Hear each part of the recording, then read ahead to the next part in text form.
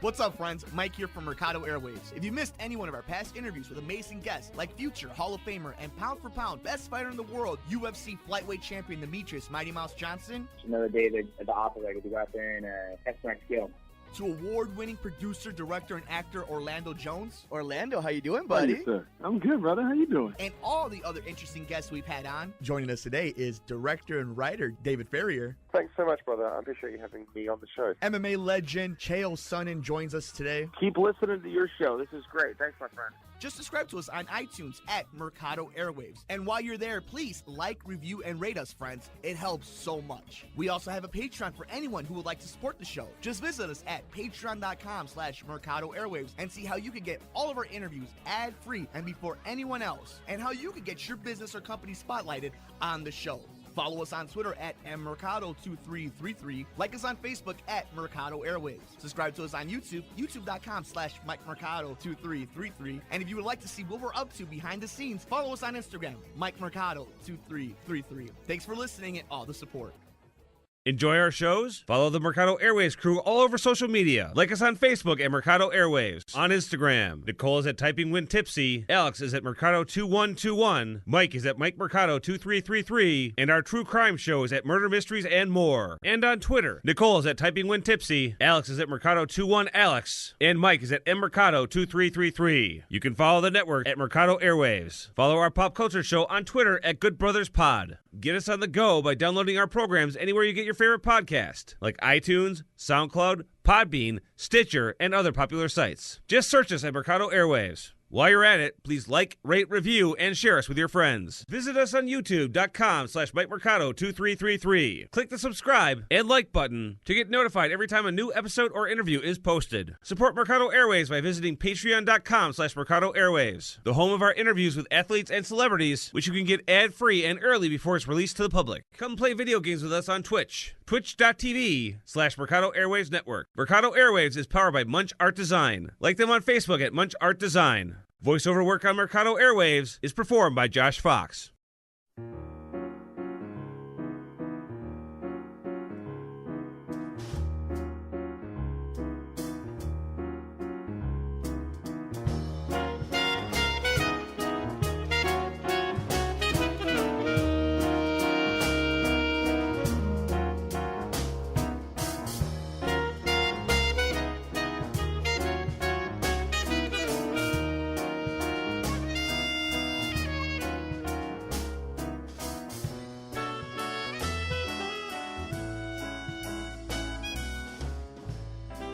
Thank you, everyone, for tuning into another episode of Typing When Tipsy. My name is Nicole Mancha, and we decided to bring back Mr. Ramon Monk. Hello.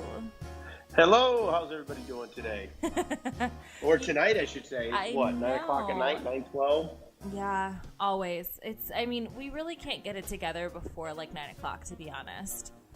That's why we always sleep in so late. People think it's because, we're lazy or whatnot. It's just we just shift things back 2 or 3 hours. That's why. It honestly has to, because I can't get it together. Literally, I walked in the door at like 7:40 and I was like, great.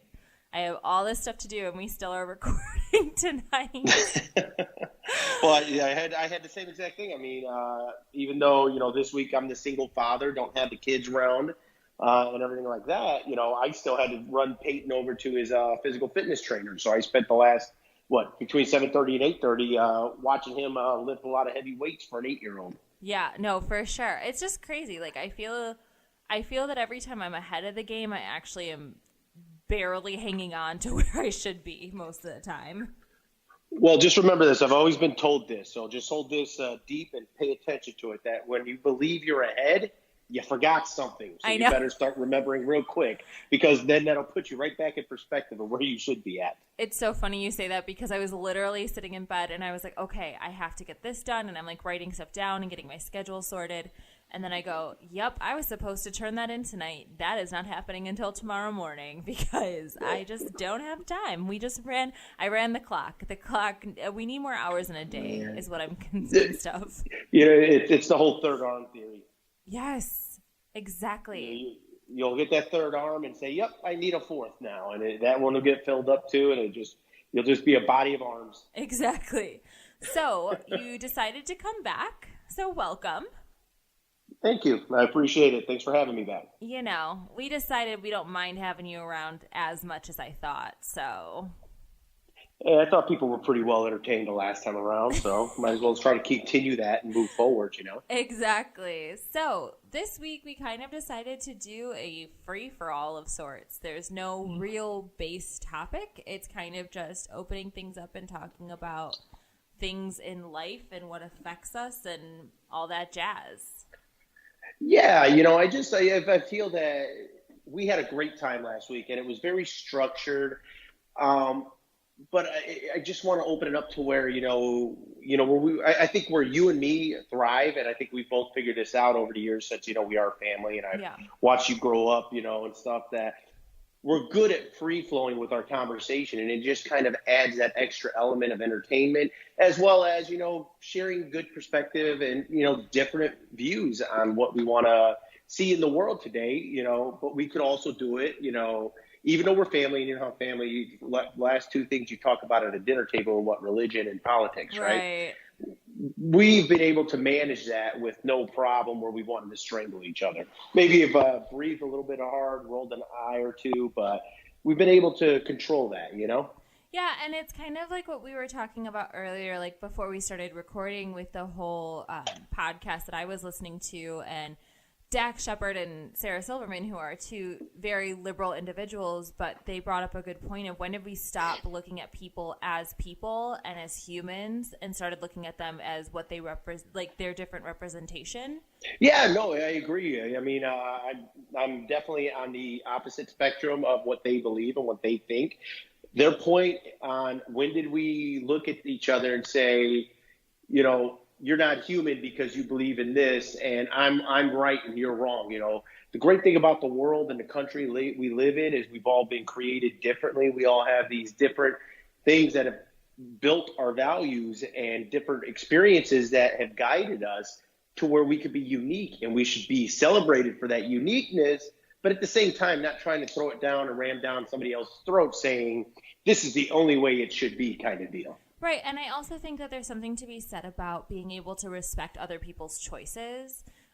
You may not agree with something based on your beliefs or your religion or your spirituality or whatever it may be, but if somebody else chooses to live their life that way and doesn't, feel the need to, be like, my biggest thing is as long as they're not like, you have to do it this way because we're doing it this way, then I don't see how that has any sort of negative impact on what you're doing with your familial life or with what you're doing in your work life or whatever it may be. Like, why can't we just respect the fact that people want to live their lives in a different way? And sometimes it's very structured, sometimes there's no structure at all. But the point is that it's your life, and we have a very, very short time that we're here in like the grand scheme of things. Oh, yeah. So why don't you enjoy what you have opposed to worrying about what other people are doing? Yeah, you're absolutely right. And I live by that. If you want to live this way, then do it, live that way. Do what you want, as long as it's not. And I know this is down a slippery slope in itself when you start talking morals and ethics, because everybody's morals and ethics are completely different. I think we can agree that there's still a level of human morals and human ethics that, we could all live by, like thou shalt, or not even thou shalt, but, you shouldn't go out there and kill somebody just to kill them. Right. You shouldn't go steal somebody else's car because you want their car. You should go out there and earn it. So those are the things that, we really should look at and saying, okay, those are high value, high human morals and ethics, and knowing that we all kind of come from all those different things, and those are kind of the basis, but there's these little nuances that are out there that it's like, live that way. Just don't try to push it on me. Don't tell me I have to believe that, or I'm wrong if I don't believe in that fashion, because there's no right or wrong answers when it comes down to, and we'll just hit on a couple of very different things. We'll say the border wall down in Mexico, gay marriage, raising your kids to be a transgender, that situation that's going on over in England right now. So those, I don't have to believe the way you believe in those things, and that's the great thing about it. But we all can agree that the one thing is that we should be able to agree to disagree, shake each other's hands, have a beer if you're a drinker, or in my case, a LaCroix because I don't drink, and, just laugh about other things and enjoy life together and have fun. Yeah, and I think you bring up a couple of good topics, and I also kind of want to talk about the different topics that we talk about on Murder Mysteries and More. So a big hot topic for us is the death penalty and the criminalization of drugs, and how we kind of feel about those different topics. But because obviously I grew up in a household with a lot of law enforcement and military. Yeah. I think I've kind of, not that I've strayed, it's just that I have not aligned myself necessarily with any of those career choices. And my career choice is very, I think, off the mark from everybody else except for probably Tony. Yeah, you're absolutely right. The artistic side of things and stuff.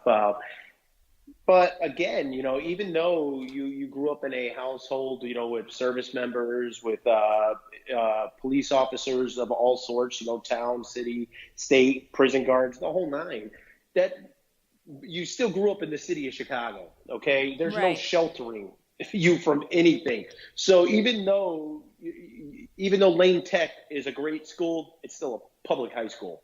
What's running around there.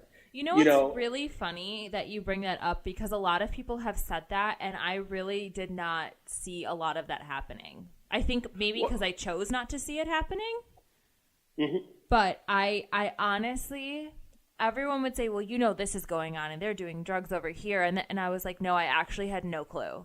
I had no idea. And I don't know if it's because of how I was raised. Like, mom and dad really tried to shelter me from a lot of stuff, and they weren't sheltering in the fact of like what happens in life. I think they were always very open about that, They didn't hide it, but they weren't also just going to be like, well, look for this. I don't think dad really told us anything about what would happen when he would go on the streets or anything until we were much, much older. Of course, yeah. It probably was because you had different interests. You had a different perspective. Yeah. You didn't care. You and Marty honestly did not care what was going on around you outside of your parents' house because you had about 90% of it happening in your parents' house. Right. No, for real. For real. We were all there. So you were lucky enough, and Peyton is lucky enough. Zoe is lucky enough. Lorelai is lucky enough, and I'm naming all the little ones. Jackson are lucky enough because they've got way older siblings to see, I shouldn't do that because I just seen what happened to them, So you were able to see a lot of the different things that could go on and the different things that could happen, and you just avoided it. You learned by seeing, from what was happening with the rest of us. Yeah, and what was interesting is like a lot of that stuff like mom and dad would not tell us either, and we didn't know exactly what was going on. We just knew that it was something wrong. But I remember from a very young age the look of disappointment on my parents' faces, and all I knew is I didn't want to do anything that would have them look at me that way. And it's like, and the way they and the way they taught you about what, based off of their morals and their ethics, which again I believe are high morals. You shouldn't be addicted to a drug. You shouldn't be out there game banging. You shouldn't be out there trying to get pregnant at 12 years old. Okay, right. Those are, in my opinion, some basic high moral things that you didn't want to disappoint your parents by doing those things. So you knew they said don't do it. You knew what the look of disappointment on your face was like, and you didn't want to disappoint them because you didn't like that face. So therefore, you roll right into, I'm just not going to do that. I'm going to avoid it at all costs. So I don't care what's happening on that corner of the high school at this different time of day, or even on the bus going back and forth to school. You had to take the Addison bus all the way down. Yeah. Does Addison have a bus? I don't know. I don't remember. We took the Irving Park bus, but yeah, because Irving was off of where we were at, and then we would walk down Western usually because we never caught the Western bus. We just, for some reason, we always missed it, and the Western bus runs like every 10 minutes, and literally it probably took 12 minutes to walk there. So it just made more sense to walk there instead of being like packed to the gills with everybody else. It packed in a green limousine like a bunch of sardines. Gosh, I do not miss those days. And people think I'm crazy that I won't even touch a CTA or a train. The nowadays. trains I don't would rather bother drive me. to the city. The trains don't bother me at all. Like those, you know what? Because we couldn't take the train to school, like we had to take the bus. I avoid everything in my power to not take a bus because I remember, because we would hit our school and then it hit Lakeview. So it was always jam-packed and you literally had to throw elbows to get to the door to get out because Lakeview's kids were still on our bus. Yeah. So because they were going down just a little bit further down there. Yeah, they were on Ashland and we were on Western. Yep. So Yeah. it was a nightmare every single time and I just couldn't handle it. So as soon as I was able to drive, you better believe that I was like, this is what's happening. I am never taking the bus again. Awful. This is so much. And then the other piece of it, I think you touched on with that was the whole, it takes 12 minutes to get there. It comes every 10 minutes. When you have to take public transportation, you're on their time at that point, you know, and they cut off things at a certain time. And it's like, I'm stuck, or now I've got to wait an extra 15 minutes because they're going to be late for this reason or that reason, you know, and I'm just done with that. So even to this day, I will, if I have to go to downtown Chicago for anything, paying the $100 in parking tolls is well worth it just because I don't have to worry about being on somebody else's time, cramped in a train or a bus, and having to rush all over the place. Just, I'm free-flowing that way. It's so funny to me because you can tell you moved out of the city way younger than the rest of us did because, like, you cannot pay me to drive downtown. I will not.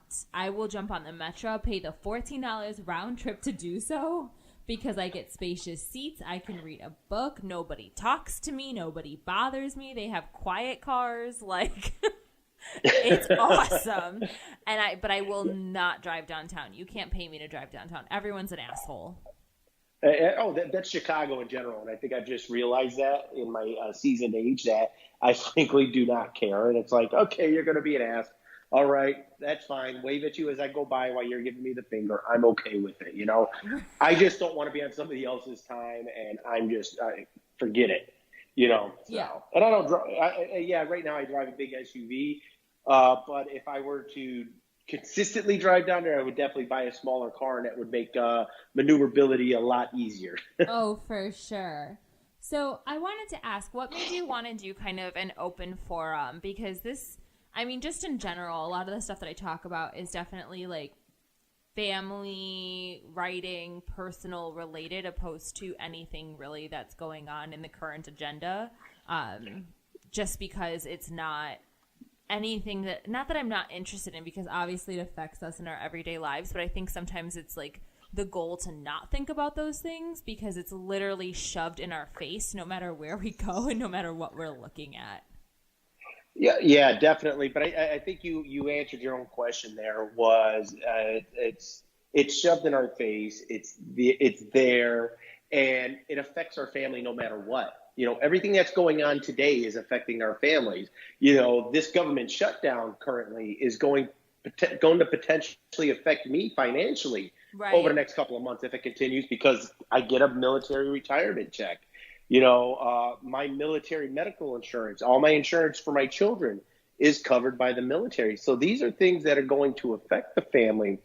And the reason why I want to talk about them is everybody's always looking at, you know, how's this going to affect the richest of the rich, or how's it going to affect the poorest of the poor? Yeah. But nobody is talking about how's it going to affect you and I. You know, we're right there in that middle. You know, people say there's no more middle class. I mean, I appreciate you putting me in a middle class, but as a grad student, I'm really touching that boundary. Well, you're definitely touching it, you know, and you'll definitely be there and not surpassing it when you sell your millionth copy of the book that you're probably writing on the rest of our family, which we still all need to sign waivers about all that, just so you know. There's a reason I haven't written it. I'll never get a sign off. From a couple of them you won't, but you can change names to protect people. Remember that. Yeah, I don't want to protect them. That's the point. Put them on blast, finally. I'll finally have the last say. Oust everybody in the family, right? Pretty much. I mean, someone has to, right? It says you might as well as be you. Let's just wait till the book comes out after my death, okay? And then you can oust everything, from that point. Exactly. Just So, put it all out there. yeah. So the bottom line is just why not talk about how it's affecting you and I? And I'm not talking about, like I said, the richest of the rich or the poorest of the poor, or even the most intelligent fashion that you can. In reality, what is it doing to you and me? How is it affecting us, seeing all these things on the news? And and I don't want to say that we are the majority or our opinions truly matter to what everybody else is thinking. I personally just believe that people would love to hear our perspective of it, and say, what they're saying is absolutely right, or what they're saying is absolutely wrong, but they did it in an entertaining fashion. And I can see another point of view. And I can respect that person's point of view now because I understand where it's coming from, maybe, Yeah. And then when you talk about issues and you communicate properly about it, it makes things easier to manage and work with. Yeah. Not saying that everything's going to be softened by it, but it can help different things. For sure. And Mike says this a lot when we have discussions with our friends, because we have friends who feel certain ways about different things. And I do as well. I write, and I'm in an MFA with all writers, and they're all artists. And so they're going to feel a certain way. And it's always hard, I think, sometimes being in my position, because I have so much family. So I know that, unfortunately, the negative stereotypes in everything affect every single person. You know what I mean? It's like, just because you see something about this horrible person in law enforcement does not represent the majority, but it's what you see. But that goes for majority of stereotypes, right? Like, yeah, it's like, just because you see it because of this reason, it's like there are no factors being taken into consideration. There are no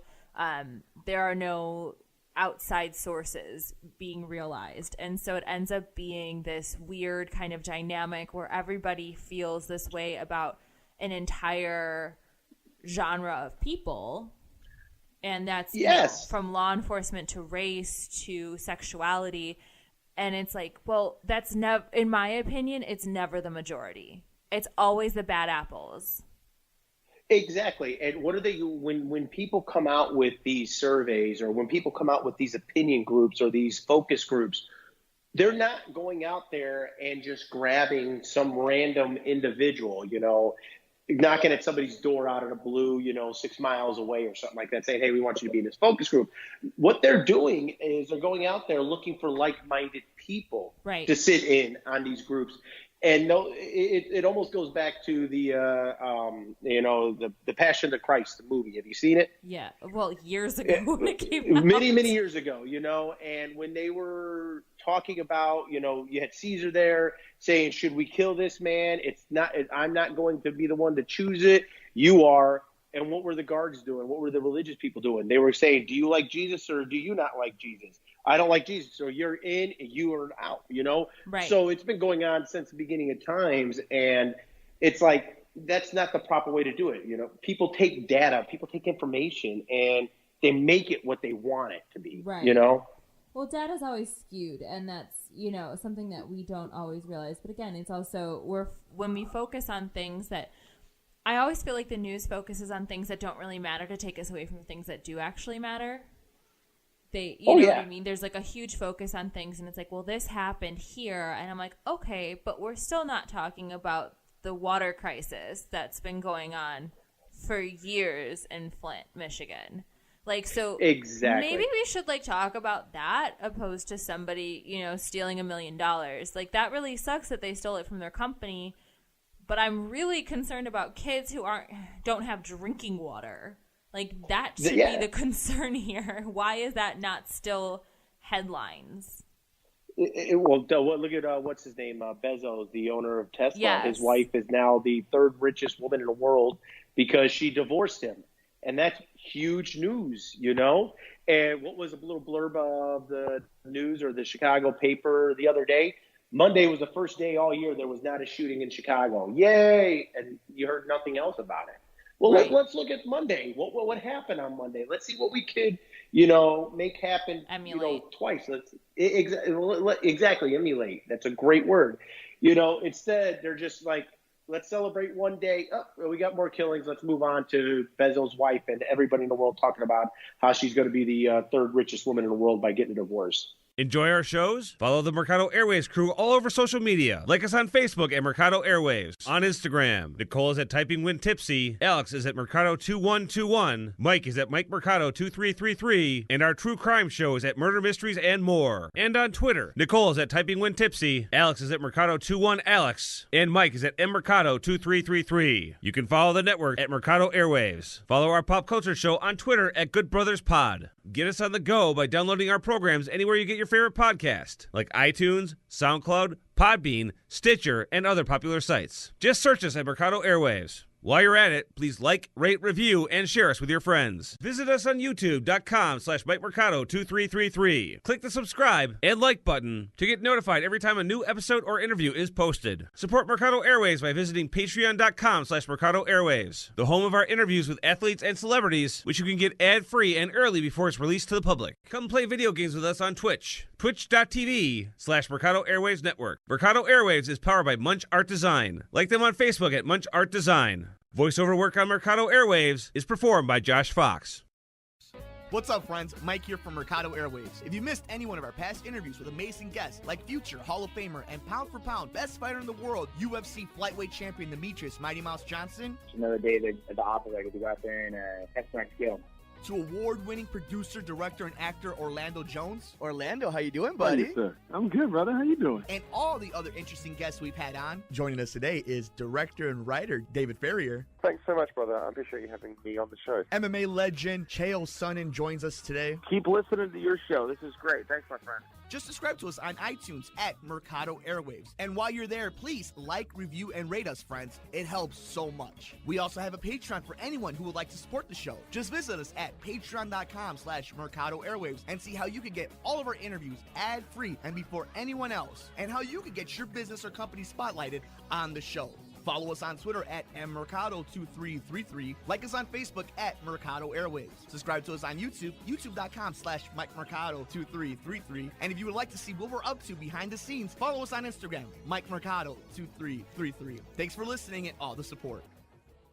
Yeah. No, I mean, and that's the thing, right? Like, there's so many things that distract us from the important stuff, and I think some of it does have to do with all of the, the social media platforms that we have, because it just gets shared 13,000 times, and I'm like, again, that's great, but you're right. I didn't even hear about that with Chicago. I didn't even hear about it.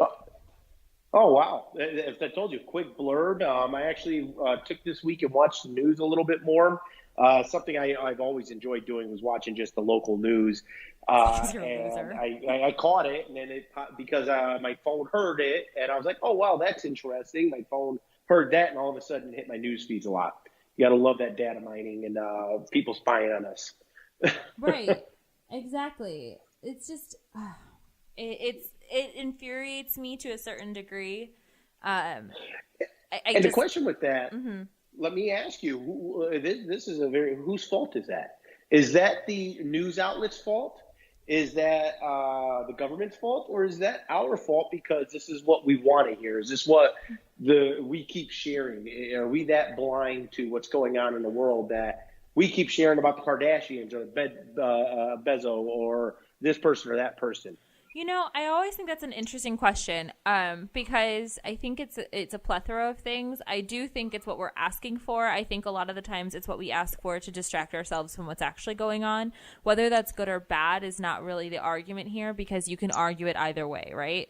There's good and there's bad to it. I think that the reason we focus on those things is because we want lighter stuff, because we just worked a 12-hour day and we just broke our backs and we just did this or that. And I think that sometimes it's that form of relief. So we ask for those things. And unfortunately what happens is the media never can do anything halfway, right? Like, there's no balance. You can't just have a little bit of this and a little bit of that. They need to go balls to the wall and give all of us all of this other stuff about things that don't truly matter, and then put the other stuff very teeny tiny in the back, because it's not going to get the same kind of coverage, right? It's not going to get the same kind of information, because we do get interested. And honestly, especially when it has to do with money or personal affairs, it seems to be more interesting to people. And sometimes I wonder if it's because it reminds people that no matter how much money you have, sometimes life just doesn't work the way it's supposed to. And I think that people actually feel that they need to see that to remind them it's not just them. Yeah, that's helpful. I can agree with that. You know, it allows people to see that no matter if you have $1 billion or $5, you're going to have marital problems. You're going to have this issue. You're going to have that issue. You know, the problem that I have with it is the way a lot of those people profit off of it. You know, it's like you're famous because why? Oh, absolutely. Because you were on a TV show. You're called The Situation, and your TV show was Jersey Shore, and all you did was drink and party. Right. You know, it's like, but again, whose fault is that? Is that our fault, or do we want to live vicariously through somebody else to make ourselves feel better? And I think that's a lot of it, and I don't necessarily think the thought goes into it about how much they profit on it, right? Because I don't think that's necessarily how we're managed. We are managed in our minds to think of how we profit from something, not how somebody else is profiting. And so for us, it's a profit of that high endorphin. And that being like, oh, so their life isn't perfect. And, oh, so they can, you know, things still screw up for them. And, like, with the Bezos thing, everyone was like, oh, I guess it wasn't that great and blah, blah, blah. And, you know, look, oh, now he's got a girlfriend like 3 seconds later. He was obviously cheating. Let me tell you, Bezos' wife is not a bitter bitch after making billions, okay? No, she is not. She's extremely happy. And I guarantee you she's got a few houseboys of her own, you know, 3 seconds after the fact as well. Well, she's still pretty. Like, she's still pretty. She's, you know. Oh, she's very, very. I was like, pretty, is there a way I can and get a phone number? Yeah, she's super pretty, and she has her stuff together. Like, you know what's hilarious, though, is that when I say it amazes me that it always goes to this, and I think it's how we're all programmed, is the first thing that we say because we know that she's older is like, well, she's still so pretty. Not that should matter, because I wouldn't have gone with a man and been like, oh, he's so handsome. Like, that's not the first thing on my mind. Like, you know what I mean? But it's like how we're programmed in society. Well, a man doesn't have to be good looking in our society to get a good looking woman. He's either got to be, in pardon my French, hung like a horse, or he's got to have billions of dollars. Right. You know? So in the case of Bezos, he could have been 50 pounds heavier. He could have had this really crazy growth coming out of the side of his head, and he'd still walk away with a supermodel. Exactly. But it's one of those interesting things, because a lot of people were saying that even at work was like, oh, well, she's still so pretty and she still does that. And I'm like, why does it matter? Like, she's good at what she does. Yeah, exactly. Exactly. Why does it matter? Why is her? Because that's the way society has groomed us, that a woman's self-worth is not based off of her mind or her brain or her accomplishments, even though she is very well accomplished in her own right. You know, she didn't marry for money, because I don't think they got married before he was a billionaire, you know, or after he was a billionaire. So it wasn't done out of money, you know. She's very smart. She was very capable of doing on her own and making things happen. And now they just didn't work out for whatever reason, you know. And she's still going to land on her feet no matter what, not because of her looks, because she's a highly intelligent woman. Yeah, I mean, it was funny because I was reading a couple of things about her, and she started this whole nonprofit foundation, and I was like, so why aren't we talking about that? Like, she started her own company, and, you know, the argument was like, oh, probably on his billions. Well, she was there supporting him through his billions, so yeah, if she feels entitled to something and she raised his children and kept his home, she deserves whatever she gets. And if she started her company off of that, that's what she earned, because last time I checked, you don't get a paycheck to be a wife and a mother, even though you should. Like, that's not part of the deal. You would argue that they get all the guys' money, hence why she's got how many billions of dollars now. Right. And that's the thing, right? Like, it's, you know, there has to be that line of respect too, of where, you know, well, she's got billions and does she deserve it? And I'm like, well, considering, you know, when he was working 15 hours a day, who do you think was home with their kids? Who do you think was taking care of things? They'll also argue with you that, well, they had maids, they had babysitters, they had people there cleaning the house. Did she really do any of those things, you know? And so I wouldn't even touch on that. You know, I wouldn't even think that fashion that, oh, she was a stay-at-home mom taking care of the kids. Of course she deserves it. No, you know what? She was standing by her man's side. Yeah. I guarantee you she was typing paperwork. I guarantee you she was helping make decisions. I guarantee you she was walking the dog with him in certain aspects of everything else and being a very big piece of the process to where he is today. Well, you know, so that's why she deserves the money, because she worked and helped build the company herself alongside him. And it's so funny you say that, because the argument we were having, it was a bunch of us talking, and someone made the point of like, well, you know, you don't think she want to be the face of a company? I'm like, no, because she's not a man. Because she doesn't need to be the face. I'm like, not everybody feels the need to be the face of something. If her husband, the man who she chose to spend the rest of her life with, have kids with, have a home with, is the head of the company, why would she feel that she had to be the face? Some people are just fine being supportive and wanting to be a part of it, but not needing their name on everything. I'm like, I wouldn't need my name on everything. Like, do you see Mancha on Mercado Airwaves? Like, but seriously, we're working on that, right? But it's the fact that it's like, you know, even if I took a huge part of putting anything together on here, you know what I mean? It's not. I didn't do it. I didn't start it. He started it. But my job is to support you as a partner, as the same way as his name isn't going to be on my book when I publish it, because his job is to support me. That doesn't mean he wasn't there. That doesn't mean that when I was slacking off on everything else because I didn't have time to do it, that he wasn't picking up the slack. But does that, you know what I mean? Like, there's just that yin and yang and that partnership that needs to happen. And it's like, to argue that she doesn't deserve anything, it's a hard argument because you don't know what happens behind closed doors.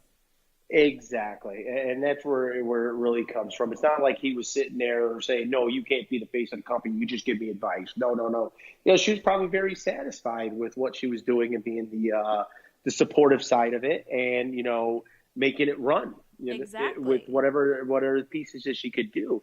And that's part of the problem with society, in my opinion. You know, and again, my very, very humble, very low IQ opinion here is I push, and I'm not saying me specifically, but people push, well, you should feel how I feel. If I believe she wanted her face to be part of the company, then that's what it is. Right. She should have been part of the face of the company. Well, why are you going to say that? That's your opinion. You don't know that. You know, at the end of the day, be happy that they were able to do this without somebody being killed, somebody being murdered. Because as we talked, divorce is not pretty. No. It's a very tough, difficult thing. They were able to split assets and everything else accordingly, and everybody's moved on and they're happy. You know, stop pushing your agenda or your perspective on what that you believe that individual should feel. You know, that because you don't know. Well, and to be honest, it's like we can all say that, and maybe she is heartbroken or maybe whatever it is. But the point is it's not your place to make those decisions. And to be honest, a lot of times it's more detrimental to push those decisions on other people. Why should anybody feel a certain way? And to be fair, you can feel that way. Do you think these people know who you are and or care? Exactly. I know I'd feel a lot better crying into a couple $100 bills because my marriage ended, you know, a couple $1,000 bills, you know. For real. Like, do those exist? I can't even. I don't know. We'd have to get with El Chapo because apparently he has a few people in Mexico on payroll that he's already dropped dimes on. I know, for real. But society has just pushed this my feelings matter, so therefore her feelings should matter. And if I feel this way, I know that's exactly how she should be feeling or how she is feeling. Right. You know, and that's not the case. You know, like I said early on, you know, we have these high moral things, you know, these high ethical things that we shouldn't do because it's just common sense is not common. I know that, but it's common sense I shouldn't go out there and kill that guy because he cut me off. Okay. Right. You know, but we have those little things that, you know, she could have been brought up in a family where, you know, the wife was a wife, you know, I prepared a meal for my husband every day, and we had 3 courses. By the time he sat down, he had a beer in his hand, that 60s-esque wife, 20s-esque wife kind of deal, Not saying that's right or wrong, but that could have been the household she grew up in, and that's why she was content being that way, because that's the way she was raised. And nobody looks at it from that perspective, instead of saying, oh, she should be empowered to be the leader. She should be in charge because she's woman. Hear me roar. Well, and it's something that I talk about a lot is that, first of all, you should never insinuate yourself in someone's relationship because you don't know how they function and you don't know how they work. Mike and I are 2 very independent people, so we can be in the same house together, but that doesn't mean we want to be spending time together next to each other. For us, being together in the house at the same time is spending time together because I like my space. And growing up with him, with 3 boys all together and always being in each other's space, I think he appreciates his space as well. So people hear that and they're like, what do you mean you guys don't spend? And I'm like, we don't have to. We're secure enough to feel like this is okay with us. This is how we spend time together. This is how we communicate as a couple. And there are things that I do, and it's always interesting, and I think part of it is also a cultural thing because I'm mixed, and so one half of the family feels very strongly about some things, and the other half of the family feels very strongly about other things, It's like Abuelita used to get so mad when the females didn't go get food for you guys. Like when any of the wives. Before us. Huh? Or if they ate before we did. Right. If they sat down to start eating before we did, or if we were sitting around a crowd of guys and any of the women would walk by, she would just get away from them. It was almost the whole Scorpio from Mortal Kombat. Get over here. You stay away from the men. You let them be, As to where the other side of things is everybody's mixed, and everybody's mingling and everybody's taking care of themselves. Yeah. And it's always interesting because, I never had that happen to me with her, but that's because I was me. So, I think I got a lot of leeway in comparison to everybody with our side of the family. You weren't in a relationship per se with all of us. You know what I mean? You were a cousin, you were family. When it came to spouses, that's where it came from, where I think if you were the wife of one of the men, no, you get away, right. You don't hang around with them. And I also think it was interesting because if I had a boyfriend at the time, I wasn't expected to serve him first. That was not, she didn't expect that from me either because it was just I didn't have to. I was absolved from all of those kinds of things. She already knew they were losers and weren't worthy of it. That's why. But it's funny because I remember when Mike and I went to, I don't remember if it was Easter or Thanksgiving on my mom's side of the family. And I asked him if he wanted something and he said, yeah. And I got him a plate because something that I learned, and it took me a really long time to understand, is especially with Puerto Rican households, is they will ask to do things like use the bathroom if they're not from your house. Can I use your bathroom? Even if they've been there 1,000 times, it's just because that's polite. You know what I mean? That's what you do. That's polite. They won't just go in your fridge. They're not a bunch of heathens like we are. So exactly. They'll ask you, can you do this? And so I asked him if he wanted a plate, and he said, yes, please. It was something really simple. And my aunt had made a comment about it, and she was like, he can get his own food. And I looked at her and I was like, this is my relationship, and this is what I choose to do to show him that I care, and it has literally nothing to do with you. That, and it has literally nothing to do with male-female roles whatsoever. Because I'm sure Mike would have looked at you and said, hey, Nicole, would you like me to grab you a plate? In the same fashion, had, the role or the situation been reversed and in some way. It's just the idea of just being courteous, respectful, and nice to the other person. It has nothing to do with roles. And again, like you said, we got to stop pushing ourselves into other people's relationships because we don't know how they function. We don't know how they work. For us to sit there and assume something, what do they say about assume? Make an ass out of you and me. Exactly. And that's the last thing you want to do. Right. And I think that's always the part that, it's something that made me realize, and you came from, a mixed background as well, and yours is a little bit different than mine, but just a tad. A little bit. But it's always those different, culturally different things that really stick out to me now that I've gotten older. And I realized I think in high school was really when I realized I didn't really fit in anywhere because I didn't speak Spanish, but they knew I wasn't 100% white, and so they didn't really know where to put me, like what group I belonged in necessarily. And being judged because of it, like, you don't speak Spanish, and I'm like, well, considering the fact my dad works like 3 jobs and my mom actually speaks German, the question should be you don't speak German. Like, exactly. I mean, Bobby ran through the same problem, and he went to a very high-end Hispanic high school, Roberto Clemente. Yeah. Now, he's picked up Spanish over the years. He's picked up words here and there a whole lot better than I have, you know. But I also had the same problem with where I went to high school, Prosser Vocational on the west side, to where it's like, you know, I had a lot of Hispanic friends, but didn't really connect because if I went to their house, they were speaking deep Spanish, you know. Right. They were having tortillas every day, you know.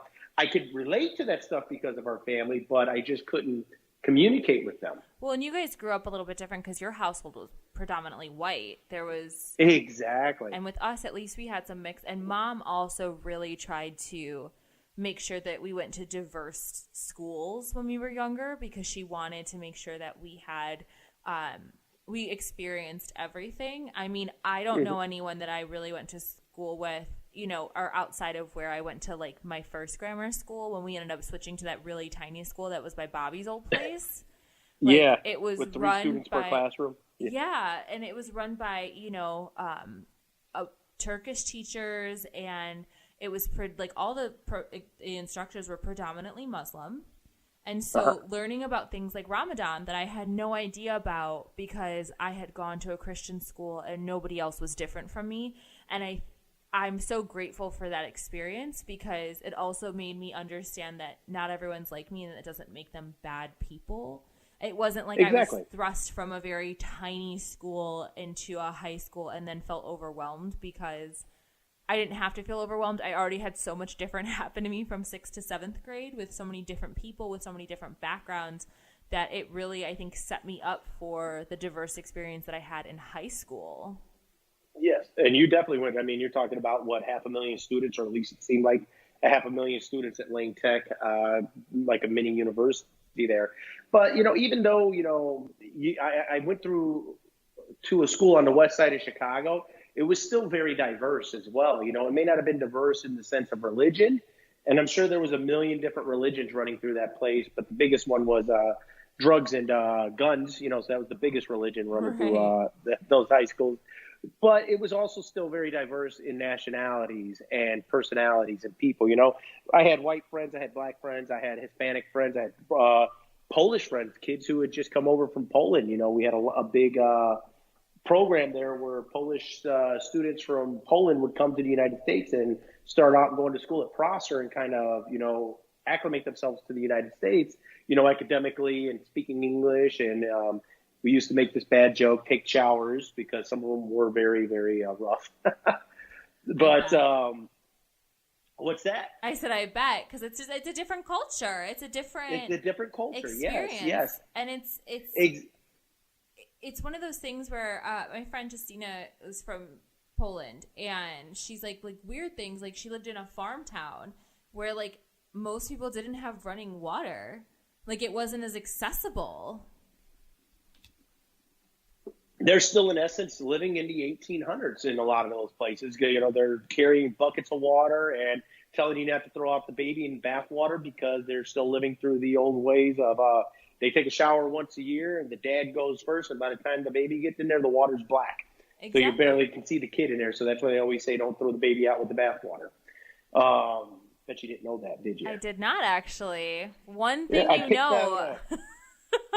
Social media helped me learn that one. I hope it's right. You know, great. makes all the sense in the world, though, doesn't it? It does. So a lot of those places still live like that, but because Prosser was that way, you know, I did get a lot of diverse through ethnicities, through individuals, through people, you know. Yeah. And then, of course, you know, 21 years in the Marine Corps, I've ran across everything just about. Right, exactly. And I think that being around everything like that helps you to just experience the world in a different way, because a lot of the kids that I teach for the creative writing workshop that I do, they come from a plethora of different backgrounds, right? A lot of them are from broken homes and single parents, latchkey kids. There's a lot of like siblings leaning on one another, and yes, they have stories that they need to tell and that they want to tell, but they think nobody cares. And I'm like, you know what's worse? If Chad from Uptown writes a story about your life, because Chad from Uptown has no idea what your life is like. I'm like, so the only way to really and truly be a part of the human experience is to see it and or read about it. And so your stories need to be told, because otherwise someone else is going to tell it who isn't necessarily in the position to be telling your story. And if they do tell the story, they're going to miss out on the very intuitive things that somebody living that life will be able to express a little bit better than somebody who is not, I could sit here and write about, starvation in the world, but have I ever went hungry? No, never a day in my life. So I don't know the deep-rooted issues with somebody not being able to eat, Literally, so you not want, one of you us. Want them. Yeah, definitely not not a one.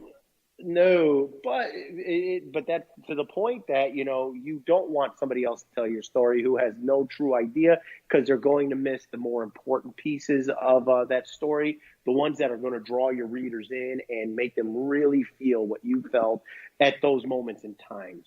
It's interesting that I was reading this article. I say that a lot. Just get used to hearing it, because I'm always reading some bizarre article from something.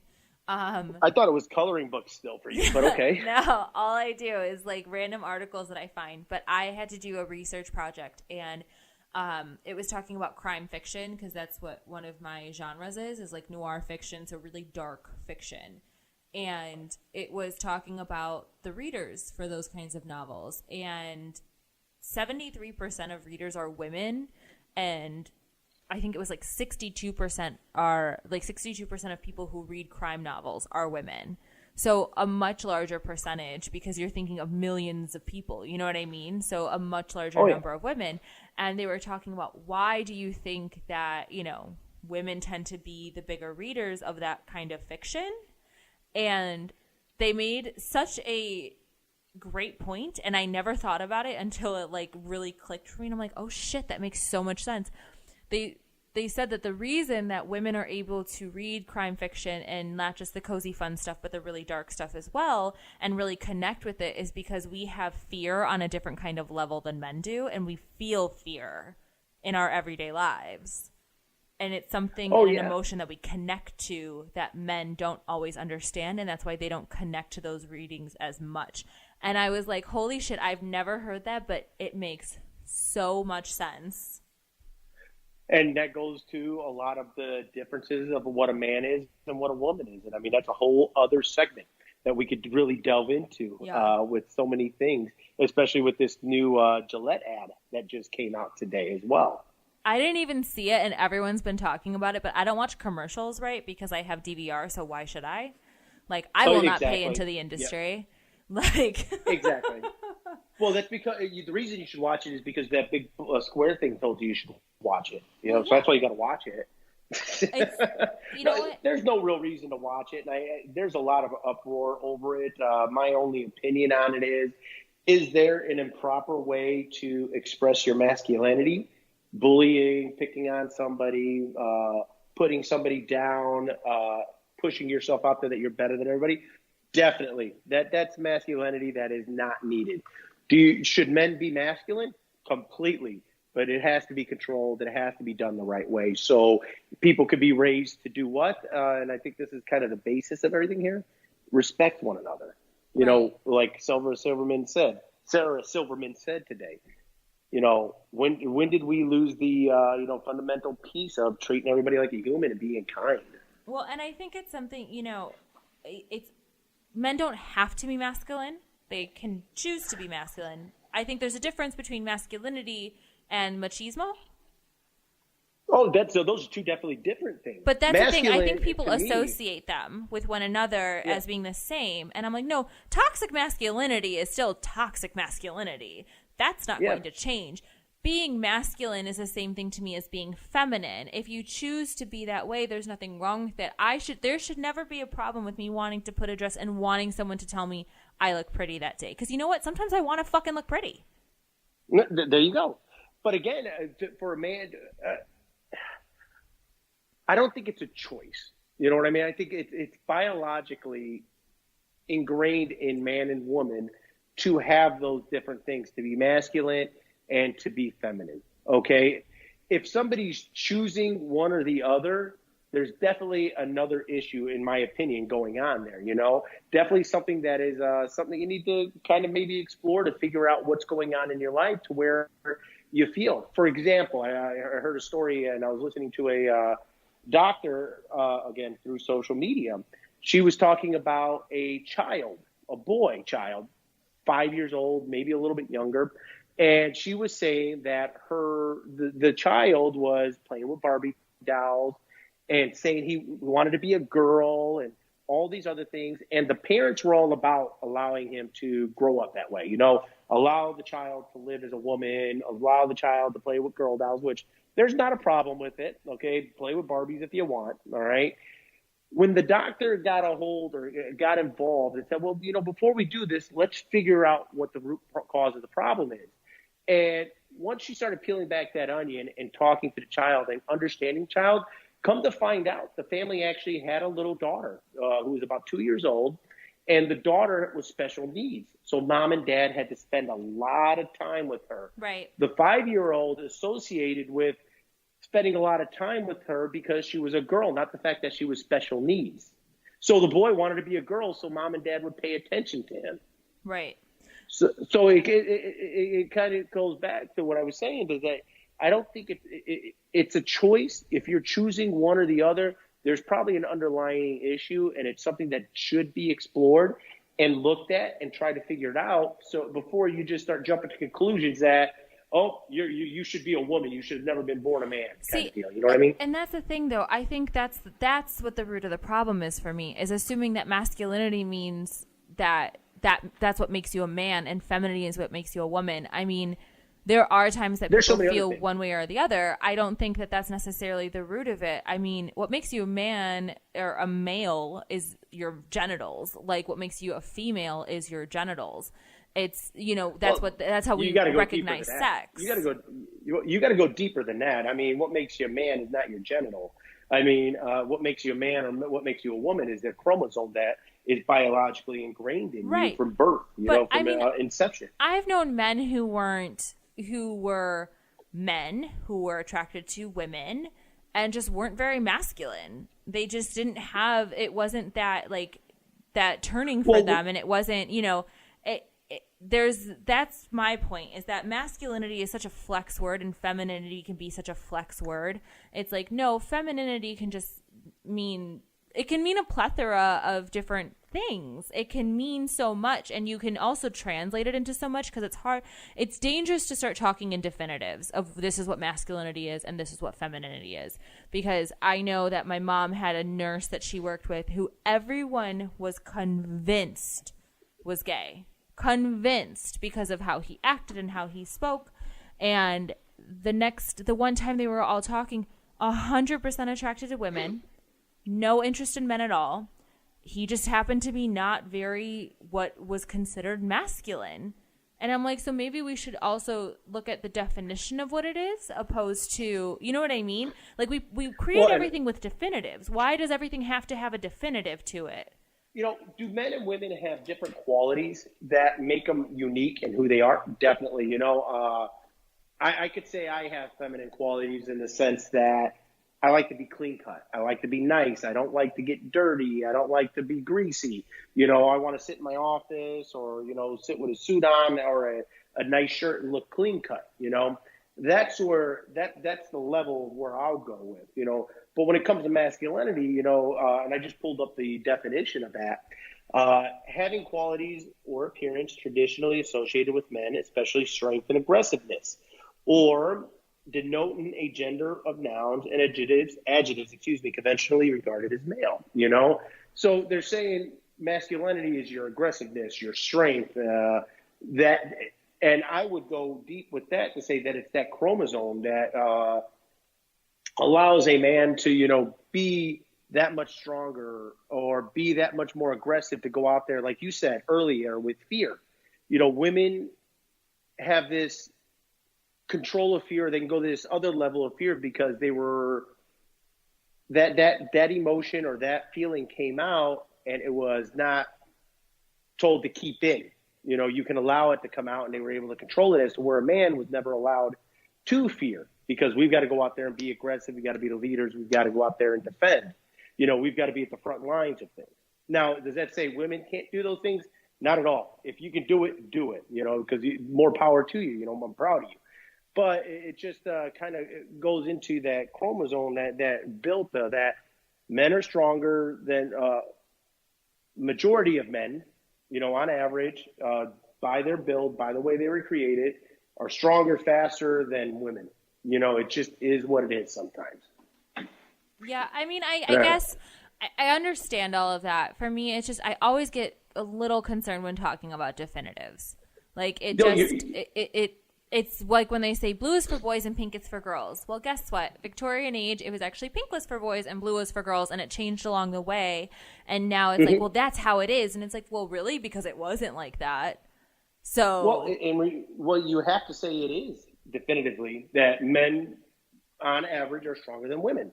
Definitively, you have to say it, because if not, then why is it that, and we'll go to the military, why is it the woman of the same age, okay, same build as I am, potentially, why is it she gets more time to run that 3-mile run that we have to run and get 100 points, as to where I have to do it faster than her? Right. So, for example, I had to do it in 18 minutes in order to get the 100 points at the age of 18. 21 for women, I believe.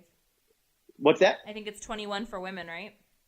I think it's more like, 21 minutes, So they get 3 more minutes than I do. So if you're telling me that on average that 18-year-old woman is as strong as me, and now I'm not going to sit there and say, I always talk to my sons about this. Gabriel's 160 pounds.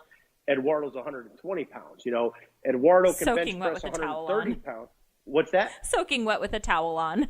Exactly. Eduardo can bench press 130 pounds. Gabriel can bench press 170 pounds. And it's like, Gabe's like, oh, I could press more than you. I was like, dude, you've got to look at it in perspective, Junior's pushing what his weight allows him because of his size based off yours. Percentagely, you guys are probably on par, So if you're telling me, now I get that this young lady at 18 years old is not 160 pounds like I was. She was probably probably 130, 120, maybe even lighter than that. Yeah. But wouldn't she be able to run faster than me with that body type and that size and everything else like that? If we were of everything equal, why did I have to do it in 18 minutes? And she got 21 minutes. Enjoy our shows? Follow the Mercado Airwaves crew all over social media. Like us on Facebook at Mercado Airwaves. On Instagram, Nicole is at Typing When Tipsy. Alex is at Mercado2121. Mike is at Mike Mercado2333. And our true crime show is at Murder Mysteries and More. And on Twitter, Nicole is at Typing When Tipsy. Alex is at Mercado21Alex. And Mike is at Mercado2333. You can follow the network at Mercado Airwaves. Follow our pop culture show on Twitter at Good Brothers Pod. Get us on the go by downloading our programs anywhere you get your favorite podcast, like iTunes, SoundCloud, Podbean, Stitcher, and other popular sites. Just search us at Mercado Airwaves. While you're at it, please like, rate, review, and share us with your friends. Visit us on youtube.com/MikeMercado2333. Click the subscribe and like button to get notified every time a new episode or interview is posted. Support Mercado Airwaves by visiting patreon.com/Mercado Airwaves, the home of our interviews with athletes and celebrities, which you can get ad-free and early before it's released to the public. Come play video games with us on Twitch. Twitch.tv/Mercado Airwaves Network. Mercado Airwaves is powered by Munch Art Design. Like them on Facebook at Munch Art Design. Voiceover work on Mercado Airwaves is performed by Josh Fox. What's up, friends? Mike here from Mercado Airwaves. If you missed any one of our past interviews with amazing guests like future Hall of Famer and pound for pound best fighter in the world, UFC flyweight champion Demetrius Mighty Mouse Johnson, It's another day at the operator to go out there and test my skill. to award-winning producer, director, and actor Orlando Jones, Orlando, how you doing, buddy? Hey, sir. I'm good, brother. How you doing? and all the other interesting guests we've had on. Joining us today is director and writer David Ferrier. Thanks so much, brother. I appreciate you having me on the show. MMA legend Chael Sonnen joins us today. Keep listening to your show. This is great. Thanks, my friend. Just subscribe to us on iTunes at Mercado Airwaves. And while you're there, please like, review, and rate us, friends. It helps so much. We also have a Patreon for anyone who would like to support the show. Just visit us at patreon.com/Mercado Airwaves and see how you can get all of our interviews ad-free and before anyone else, and how you can get your business or company spotlighted on the show.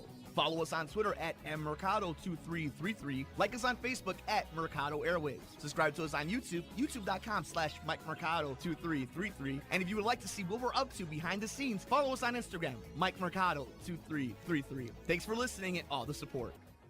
And I understand that. I think it was more so, I'm not saying those definitives, like necessarily the strength definitives, because if we go into that, it's like mentally stronger. Women are mentally stronger. There's a reason we do childbirth and you guys can't.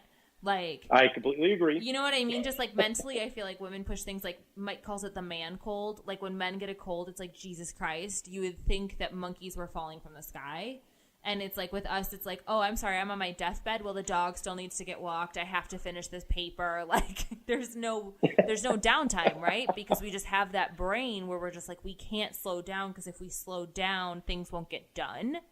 And that's definitely, I feel like women are very focused in that kind of sense.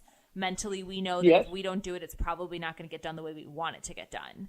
And that's good though, like, right? You need those balances. You need a physically strong and a mentally strong. And obviously it does switch in certain spaces and it switches, in certain scenarios, but not all the time. Yes.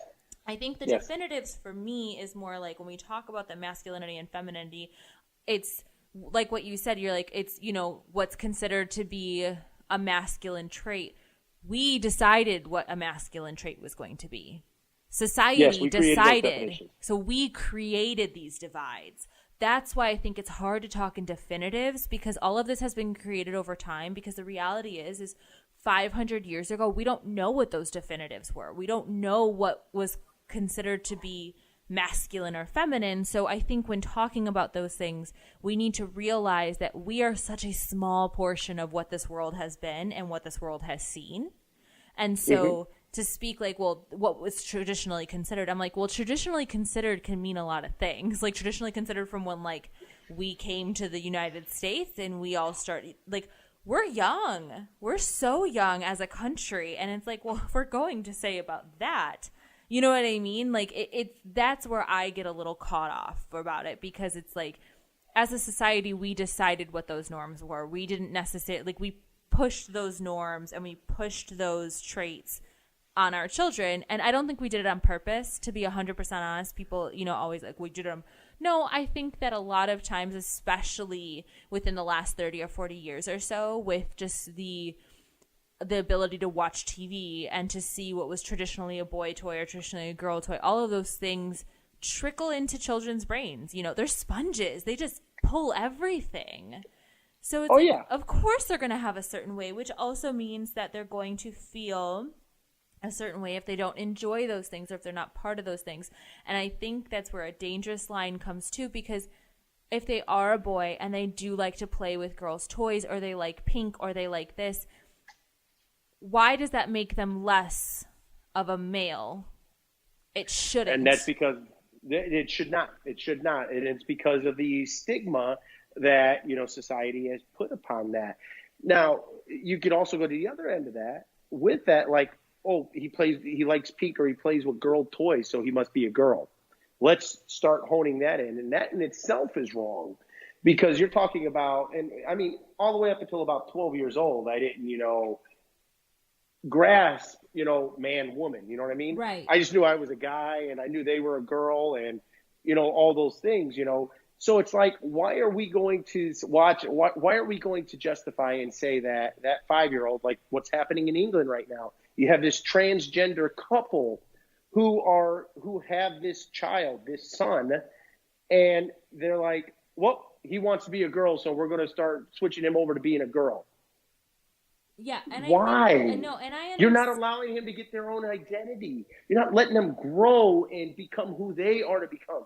You're making them who you want them to be. Well, and I think that's what the real problem is that we shouldn't be pushing our own agendas on our children. But I think that from everything from that to what jobs you think they should have, you know what I mean? Like, it's still your own agenda. That's not their agenda. And you know what? If they want, my mom was very open with all of our stuff and just like, you should believe what you want to believe. You should enjoy what you want to enjoy. That's the purpose of life. We're here for such a tiny, tiny, tiny, tiny, tiny amount of time. So just do what you like to do, and then we'll go from there. And I think that's my biggest thing. I have no issues with people who are transgender. I don't think there's anything wrong with it. You're not, you know what I mean? I'm not in a relationship with you.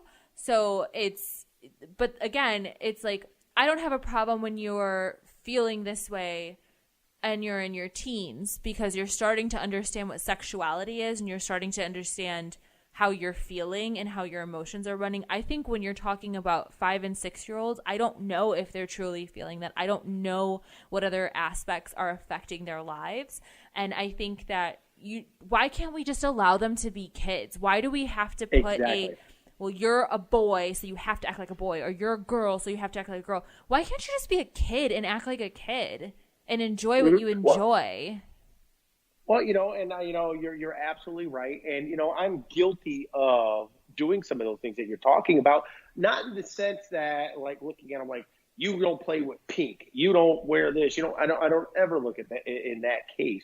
When I'm with my sons, obviously, I have 3 sons and a daughter. Right. So I do try to treat them all equally, but you can't treat a daughter the same way you treat your sons. So with my sons, hey, Peyton, we should always hold the door open for a young lady. Open the door for your sister, okay? So am I putting some of those male masculinity qualities you want to say on them? Maybe I am. Or am I teaching my son to be respectful of the other gender and being kind? But I think, instead of looking at them in say, oh, check her out, is she hot? No. Or am I teaching them to be a meathead? Right. I'm teaching them to be functional members of society. And I believe a guy should hold the door for a lady, not because she can't do it, but because my mother taught me I should do it, and my grandmother taught me I should do it, and it's the polite thing to do. But that's the key. And this is what I talk about all the time, and I will say it until I am blue in the face. Why does it have to be a male thing? Why can't it be a human thing? Like, the problem is everyone says, well, as a man, you should hold the door for women. How about as a good fucking person, you should hold the door and not be an asshole? Like, it's just basic. It's basic. When I see people coming to the door, I wait and I hold the door. I'm not a male. But I'm a person, and I can see that they're coming. So why on earth would I not do that? I think it's teaching your child to be a good person and to be a good human is very different than teaching them to be a good man or a good female. It is being a good person and understanding that when you put good things out into the world, good things will come back to you. And that's the important part. And that's what we should be taking a part of every single day. Completely agree. I am not going to argue with that at all. You're right. It's just bottom line, being kind to the other person, hold the door, maybe pay for a meal, give change to the guy or the gal on the corner with or without a kid. Okay. Yeah. It's just do what you should do as a human being. I guess I fall into the category of maybe, a little bit too manly, in the sense that if I have a son, my son's going to be a man. I tell my son, listen, I'm not raising boys, I'm raising men. Am I wrong for that? I don't think so, because biologically they're boys. You know what I mean? And how do I say this without sounding insensitive or anything else like this? I love my sons, and I will love them no matter what a life choice that they make. I would prefer them to be a heterosexual. That's my choice. I do understand the biology of things, that it takes a man and a woman to make a grandbaby. And I understand, modern science and everything else going on in today's world. I would like it done the traditional way, just because I'm kind of a traditionalist. Yeah, but you also have to remember that even if it could be done necessarily the traditional way with a man and a woman, there's plenty of women who can't have children. So does that take away from what they are? Do you know what I mean? Like, no, not at all. And that's the key, though, right? Is that you're saying, well, I would want it done traditionally. Well, they could be with a woman. It still wouldn't be traditionally necessarily. You can't make those kind of guarantees in life. no, you definitely can't. And if that's what the good Lord had in plan for them, then you would have to look at those other processes. What I mean by even if it was done through technology, through a vitro or another form to where she's able to carry the child, for 9 months and stuff like that, that in a sense is traditional. It's just it wasn't conceived traditionally just because physically, anatomically, whatever, it was not able to happen. So that's what I mean by it. Now, I don't want my sons to have a surrogate, because then when I say a surrogate, if they weren't heterosexual, if they were homosexual, they would they would have a surrogate or they would adopt it. You know what I mean? At the time, and it wouldn't be both their child. It wouldn't be of both their genes. Right.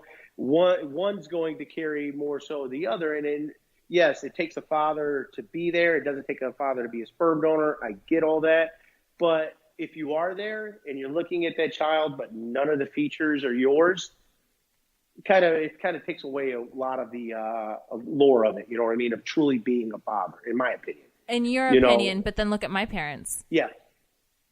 Yeah. Do you think they think anything different from any of their children? No, not whatsoever. I'm not saying that at all. No. And I understand that. What I'm saying is I think it's not easy. I think it's a very limited view to say that it takes something away from it because you've never experienced it. Because you're right. You've experienced it on the other end, right? You've never experienced it towards your own children. And I think that's where things change sometimes. Mm-hmm. And that's where there's this different turn. I personally, I want to adopt. I have always wanted to adopt. So I'm very well aware that even while I plan to have children of my own, for people who don't really know, there's a chance I can't have kids of my own. Mm-hmm. So adoption has always been very high on my list of, things that I want in life. And even if I'm able to carry my own children, I would like to adopt still, because I think there are so many children who don't have homes and who have such limited resources. And because I saw my parents do it and how much they love their kids, and none of their children or grandchildren are anything different than their children or grandchildren to them, I can see how it would not change my point of view. Mm-hmm. No, and I understand that. I get it, and you're absolutely right. I won't even say they're unique. I think anybody who chooses the path of adoption or a surrogate or something else along the lines, I get it. I guess as a father, right? And this is again, I'm just here as a father and as a human being, that I love looking at my sons and I love looking at my daughter, and I like looking for those little things. How our fingers are all the same, or how we all have the same profile in our nose, yeah. Or how they may have their mother's eyes, I love to see those things, because then it is a creation of me, Right. So. And I think that's a very masculine thing as well. I think that's a very male thing. A lot of times you hear it a lot because women are naturally, most of the time, I won't say all the time, but most of the time, women are naturally maternal. Like, people joke about how I treat my dog because they're like, he's your baby. And I'm like, but because he needs me to do everything. And I'm like, and it sounds weird. I don't have children right now because we can't have, just in general, there is so much we do every single day that having children would literally make me pull my hair out. And even when I don't have as much to do, I'm sure I'll still want to pull my hair out. So I couldn't imagine it now. But I'm it only gets worse. Exactly. But I'm like, my dog is my baby because I don't have anything else that needs me like this. He needs me. He loves me. Mike jokes around, your little shadows with you, because he follows me everywhere. He sleeps next to me. It's just such a maternal thing to want to take care of something that needs you. Yes, definitely. You're right. The day you have your first child, the day that you get to look into the eyes of it, I just believe that something will change, that you'll see not to say that you don't see my perspective at all on this. I think you really do and understand what I'm talking about, be it masculine, be it not. But to be able to look at your own child's eyes and say, you know, I created that. I was part of the process that created this. There's going to be just that little bit extra care, love, and respect that you're going to have compared to, you know, I know you say your dog, but I know, not my dog, but like, you get what I'm saying. Like, this is the only thing I have to compare it to. Yeah. Like, but I don't have a child. Even an adopted child, you know, I mean, even it being a stepchild, so it takes a very unique individual. My stepfather did it. You know, he was a hell of a guy, hell of a man. You know, he never looked at us differently than my sisters, who are his biological daughters, you know. So it takes a special person to do that. You could just tell, I just believe that it was just more special to him. Not to say that he didn't love us, that he didn't respect us, that he didn't care for us, because he did. I mean, that guy was at every football game and every wrestling match, and, you know, he drove us from here to Kingdom Come if we needed it. And he loved us as his own. It's just, there's that little bit of special that when he could look at my sisters and be like, those are mine. I created that. I was part of that process. You know what I mean? No, and I get that. And I think that's important. I think that, and maybe it's just because there is so much, and like, it pains me to say this, there's so much of my mom in me, is that it is great to see kids who like have a little bit of you. Like, my mom and I look identical when I was 9 years old. Our 9-year-old pictures, we literally look like the same person. It's terrifying. But it's awesome. But I think for her, it's, am I going to produce a good human to go out into the world? And I think that's where she takes joy from, is putting out good people into the world, and people who are going to strive to work towards a positive society. That's where she gets her joy from. It's not from, well, this child is a little bit of me, because, like, I mean, she just, and again, it's not that, you know, I think she likes being a part of certain things that she maybe didn't get to be a part of, because we have, you know, my siblings and I have different parents. Like, my mom she'll get to go through things with me that she didn't get to go through with Chris, you know, because Chris has a mom and went through her pregnancy and stuff like that with her more so. And I think with me, she'll be able to do a lot more of those things, which is really cool. You just get to experience some different things. But on the flip side, as a parent, but I think on the flip side, it's like Miguel and Tony are her sons, and you will not tell her differently than that. Oh no, not at all, not at all. She will always. I agree. But again, I agree with you. I think it's a special type of person. I don't think everyone can do it. No, definitely not. And I would still say that as we age and we evolve as parents, so now it's great to see those things. You know, I get to see the same profiles of all of us with this big, long schnoz, you know, and it's really pretty cool and it's pretty funny to laugh at. Or, you know, like I said, I look at all of our hands and we all have the same exact fingers and hands and stuff like that. So it's cool to see those things. But then as they age, I got 2 teenagers, one getting ready to turn 18 in about 11 months. Yeah, exactly. You're getting old. Yeah. And but it does say, am I producing a productive member of society? Is he going to be one of those jerks? Is he going to be kind to people? Is he going to be respectful? Is he going to follow the law? You know, what is he going to become that is going to be productive to this world? You know, that is going to make it a better place instead of, you know, some of the problems that we have. So it's evolved to that over the years. Yeah. And I would say you're laying in that bed at night, snuggling next to your baby and being able to point those things out.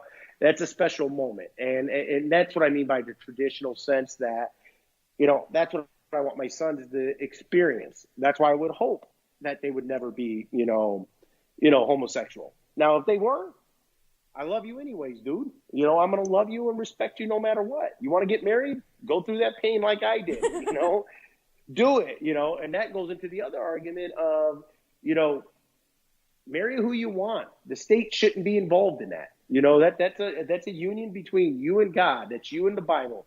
You know, I should not need to give you a license, or I should not need a license to get married. You know what I'm saying? Yeah. And I think that the important part is, right, is that you say that you'll love your kids. Because I do know and have many friends who have chosen to live their life the way they feel that they need to, and the way that they feel is their true selves. And I will never doubt that. If that's how you feel, and if that's what you need to make you happy, you should make yourself happy. Why should you be miserable because of someone else's agenda? You know, that's not your job. But I know that they have parents who don't talk to them anymore. And I look at that and I'm always like, do you think you're a good parent because of that? Because you're really not. Do you think you're proving a point? The only point you're proving is you're not going to be able to see the other wonderful things that your son or daughter is doing with their lives. And how sad is that for you? Because they're not missing out. The only person missing out is you. Well, and even the child is missing out. You know, the whatever decision they made, they lost a parent. And to not be able to, you know, be able to pick up the phone and call your mom or your dad and tell them some new exciting news because they won't speak to you because of a life choice or whatnot, that's hard on the child. You know, it's heartbreaking. Am I happy for my decision? Definitely I am. You know, and I'm going to move forward as such. It's still sad that I just can't pick up the phone to the person who, you know, made me feel good when I was sick all these years for this reason, you know, because they don't agree with my choice. Yeah. Everybody's missing out. Everybody's losing out here. And it's a sad situation as to where people just got to let go and say, you know what, you're 18, you're 30. I mean, I'm 40 and my mother still tries to tell me what to do and stuff. And I just look at her and I'm like, Mom, I am 40. I can make my own decisions. I have my own money, my own career, my job. I have my own kids' lives I can ruin too. Okay. So you don't need to tell me what I should do or shouldn't do. Okay. Thank you for the advice. I'm going to move forward the way I want to, you know, but she still loves me and respects me for it at the end of the day, you know, or at least I believe she does. She probably gets off the phone, cussing me out a little bit and stuff, but I at least have stood up to my what I want to do and what I believe is right, you know? Yeah, no, I agree. But all right, we have been blathering on for almost an hour and a half, so we're going to wrap this up. But oh yes, I knew this was going to happen. I really did. I know, and we could talk about these for hours. I know, and I was like, I'm going to bed at 10. It's going to happen. We're only going to be on this call for 35 minutes, and I knew this was going to happen. Voila. But thank you so much for being on Typing When Tipsy once again. I think this is going to become a regular thing because we enjoy having you, and I think you enjoy being on. Oh, I definitely do. It's fun. It's great to communicate, and it gives me something to do every other Wednesday when I don't have kids. Yeah, pretty much, right? All right. Thank you, everybody, for tuning in to another episode of Typing When Tipsy. We so appreciate you checking us out every single week. I cannot wait until next week. Who knows what I have in the books? But I don't even know. Breaking the fourth wall. This is a shit show most weeks. But I am so excited, and hopefully we'll see Ramon in a few more weeks. Thank you, everybody. Good night. Right. Good night, everyone. Thank you.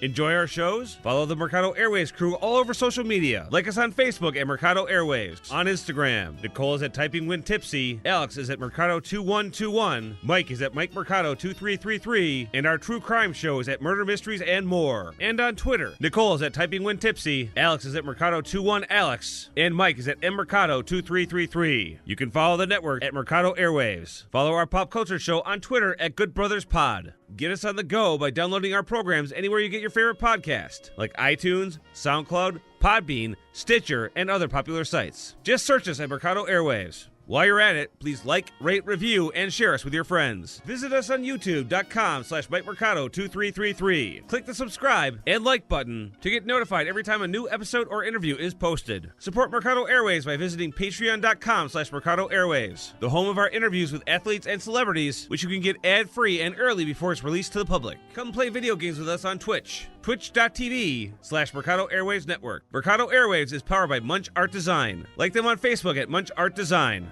Voiceover work on Mercado Airwaves is performed by Josh Fox.